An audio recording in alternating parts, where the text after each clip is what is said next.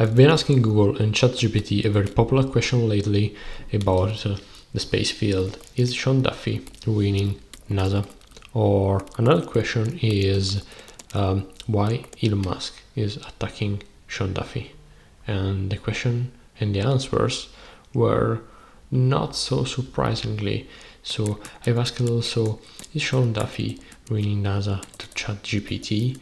And also the questions were quite articulated. So there's certainly some reason to raise concerns about and how if Sean Duffy is leading NASA as the acting administrator, and whether his actions are harmful or just controversial, as usual happens. So we're gonna break down what we do know, the facts, what the critics says and defenders. So we're gonna give you some opinions in order to also you being able to beat yours. So let's start. Well, who is this man? Sean P. Duffy is leading nowadays NASA as acting administrator, and we know that he is we know because it's public information for sure, and this is kind of a hot point for the discussion. He has bought a US Secretary of Transportation and, as said, acting administrator of the space agency. He has signaled a major change in the agency's priorities, and this is the first controversial point. Specifically, he is moving away from Earth science, including, yes, climate science, towards exploration of the moon, Mars, etc. And yes, this is probably the first point of, well, a very late discussion also on the political side, because as you know for sure, prior to him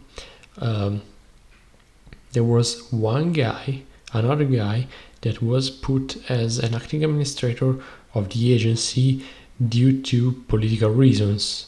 And well, Jared Isaacman has been in the agency for some months and then gave up. Basically, that's what we know.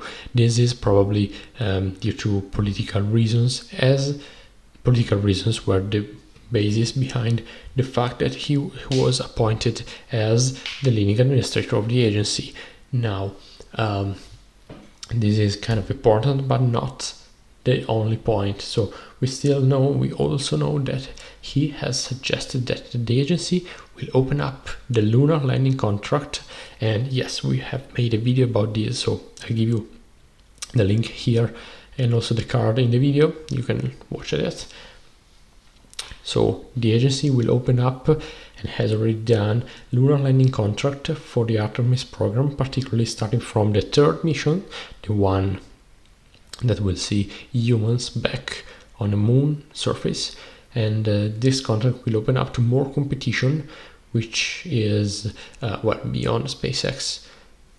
This will previously the company that had already won the contract, but it won't be the only one in the future. So the competition is now open, and then the budget of the agency under his term faces serious cuts, particularly, yes, as said, we're gonna say again, science and also earth science areas.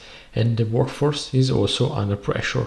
We have already witnessed one of the highest, most aggressive cuts in the job positions within the agencies, and also all the premises around the United States. So this is what's gonna happen. Again, probably political reasons are the main reasons behind this.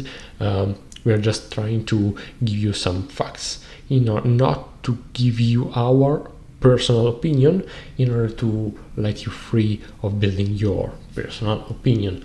So another thing is that he has emphasized the urgency and the competition, especially with China in the moon race as the driving forces. Well, this is not the only point that probably may have, would say, secondary benefits to the space field. Probably also the others will have, but the point is that this space race is probably one of the few benefits we are gonna see in this kind of administration. So what are the major criticisms and maybe why? So let's start by saying that there is a shift away from Earth science and climate monitoring, because NASA has long had a dual role, space exploration and also Earth and atmosphere science. So Duffy has stated an intent to put and push Earth science aside, has already alarmed scientists who argue that this is going to undermine a key mission of the agency. Also, the workforce and the science missions are at risk. Cuts in the budget and staff recruitment, and also the hiring rate has already frozen and are going to create concerns about long-term capability. Also keep in mind this perspective we're gonna give you: short-term, medium-term and also long-term. We are not gonna focus this much in this episode. We are going to give you a deeper overlook on this perspective in a deep dive dedicated, so just let me know what you think. Also, especially for the non-human exploration missions, because probably they are the most science related and less, also from the public point of view, less attractive, politically speaking, communicationally speaking, and also from the appeal point of view. Probably it's not gonna bring the space field the attention from the general public that politics is aiming for it. Again, risk versus safety mindset. Duffy has said that things like sometimes will let safety become the enemy of making progress. And if we want to stay under political light, this is probably one of the most aligned thought with what may seem the rival of the agency and the politics nowadays. And this rival may be SpaceX. This is one of the sentences that probably aligns with their view. Safety is probably not the first thought in terms of development and space missions. This is one of the most concerning things that we have already seen, not only in the launches of unmanned missions. I'm not talking about the Dragon spacecraft going to the station with the astronauts, but I'm talking about not Starship, but I'm talking about the private space missions that flew on board the Dragon spacecraft with Jared Isaacman on board. We have witnessed to these missions, but if you look a little deeper in the details, you will find out that some aspects were not superficially overlooked, like the internal atmosphere of the capsule in terms of gases, something like pure oxygen used in order to simplify the management of the internal atmosphere. For example, the management of the extravehicular activity. Maybe more and more sources have said that a lot of safety aspects and also lessons learned from previous tragedies or almost tragedies that we have witnessed in past missions have probably been neglected in order to make this thing happen fast and with the public appreciations. So this is one of the most concerns for complex agency like this one. Those words raise red flags, potentials for mission creep or misprioritization, with the emphasis on winning the moon race against China and the suggestion to open up major contracts. Some worry NASA may rush or overfocus on high visibility goals at expense of foundation science. This is another concern. So, are there any defenders and positive perspectives? And again, why? So let's start by saying that focusing NASA more tightly on its core exploration mission might increase efficiency and clarity. So less sprawl or responsibilities, more direct goal, setting Moon, Mars, and deep space. Well, this is a positive thing for sure.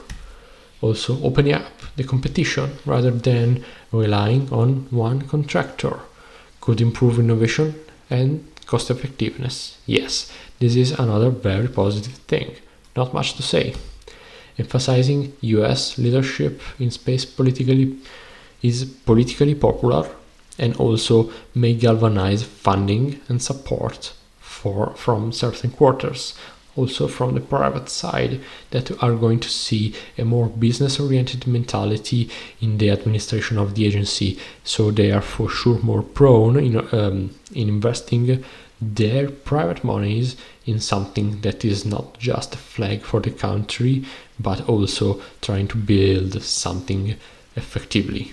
So changing the agency culture as Duffy said, from analysis paralysis to more build and do, may speed up implementation of big projects, which historically have faced delays and cost overruns for sure.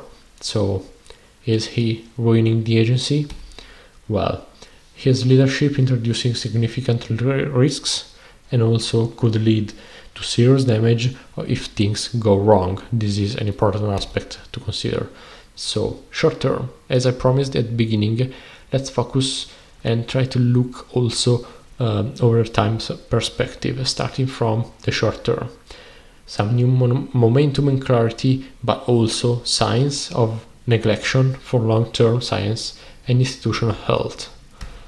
Long-term, if Earth science capacity is eroded, if workforce expertise is lost, if safety culture weakens, well, NASA could lose important capabilities that are particularly hard to rebuild. Keep this in mind. And from the institutional health point of view, one agency doing two major jobs, transportation and NASA. Do you remember what I've said at the beginning?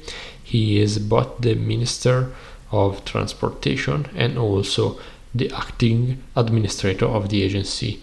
Well, this double role is particularly unusual and is not excluding some interest conflict for sure. Leadership focus seems very, very exploration and competition heavy, possibly at the expense of balanced missions.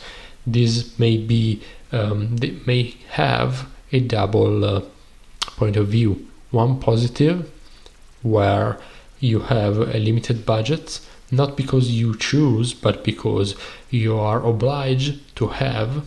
This is not his fault for sure. You have to build things with what you have, and in last years what you have is less and less. So this is one constraint that he has found when was appointed. Not his fault for sure, this is a fact. And on the other side, you have to balance your administration with less aggressive, less political and more scientific approach. So on one side there is science, on the other side there is focus, not necessarily politically bonded.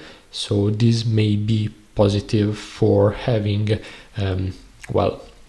constructive and very practical missions on the exploration side, particularly on the human side. So I would like to thank you for watching. Let me know what you think, if you like the style of these videos, and see you next time.